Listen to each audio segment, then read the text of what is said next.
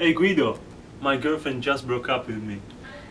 You know what would help with that? You should watch the short documentary about the California electricity crisis that is specifically targeted to an audience of graduate students, if you're interested in energy policy interface. What? How does that help? Hey, how you doing? Hope you're doing well. If you're seeing this, it means I didn't really make it. No, wrong video. Kids, I'm going to tell you an incredible story. The story of how I met your mother. Man, what the hell is wrong with you? Hi everyone. Today I'm taking you back to the end of the year 2000, beginning of the year 2001, where here in the San Francisco Bay Area, an electricity crisis happened that impacted the electricity markets as a whole. Now, to do so, we're going to talk about the year 1996, where in that year, certain aspects of California's electricity markets were deregulated. Now, we have to ask ourselves, why did this deregulation happen? So, there were several reasons for the deregulation.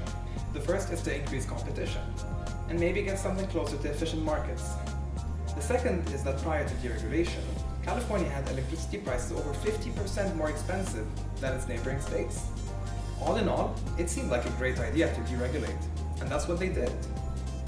Today's market is still mostly deregulated, so let's explain how this market works and how it kind of led to the crisis manifesting. The market is formed of many players, or power plants in this case, and they compete and bid for their services. There are many players with different fuel types such as coal, natural gas, as well as renewable technologies like solar. Now each plant has capital costs that it needs to pay up front to begin its operation, as well as operation and maintenance costs that it needs to pay to maintain its operation. And it also has a defined energy or power capacity that it can deliver to the grid in this case. But the thing is, they don't know what the other players are bidding. And in fact, each player bids individually based on their operating and maintenance costs, and they only want to maximize the short-term profits. So they don't exactly look at the capital costs that they paid before. And in doing so, they try to bid to increase their profit margins without getting kicked out of the supply curve.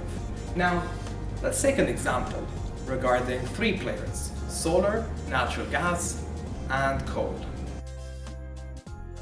1,000 megawatts for 15 cents. I can offer 400 megawatts for $20 per megawatt hour.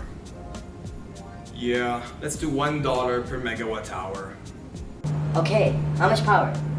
1 megawatt, and only for parts of the day.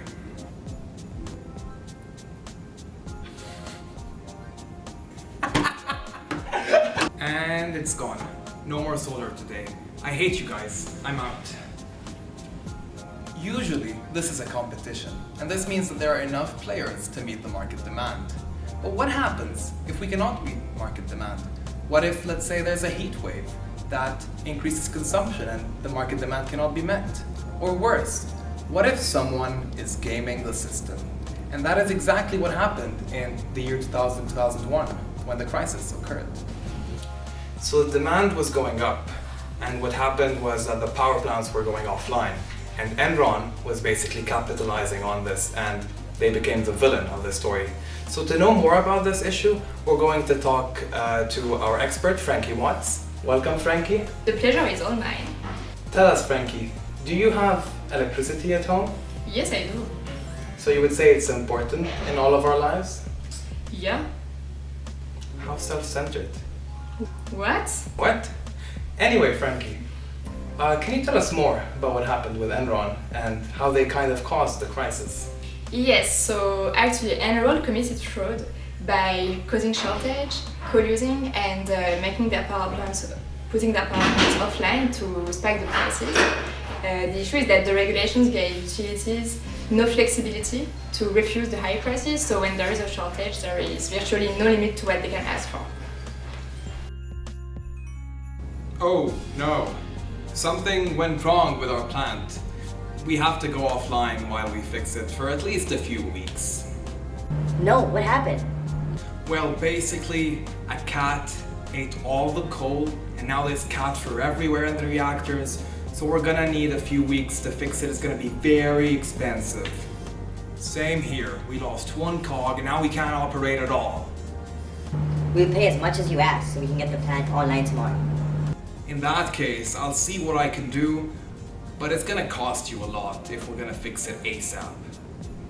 Anything. Plants were told by Enron to make up some excuse to go offline.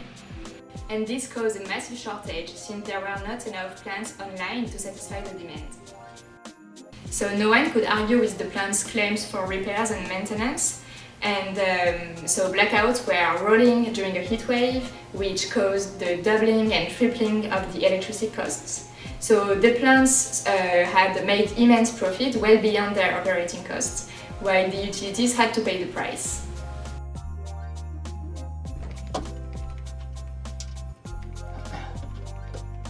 I declare bankruptcy!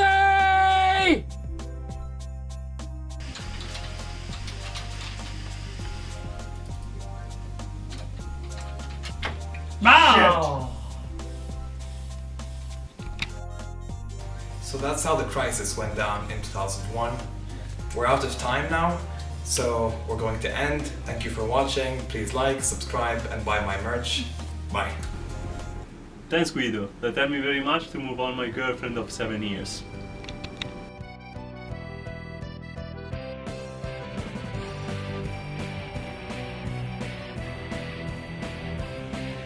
Do you remember the Emperor Nero, the one who watched while Rome burned?